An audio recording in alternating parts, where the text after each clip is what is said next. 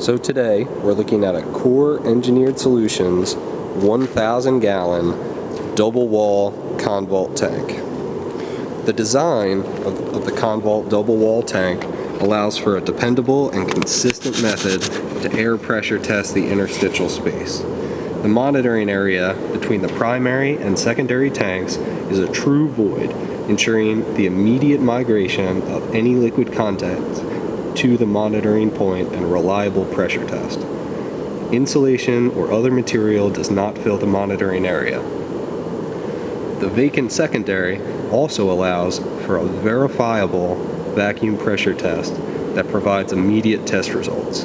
This meets the requirement of the SP001 and the Department of Defense Uniform Facilities criteria for the design of petroleum facilities. The ConVault design also includes a 6mm HDPE liner to prevent corrosion and a reinforced concrete vault enclosure that protects both the primary and secondary steel tanks.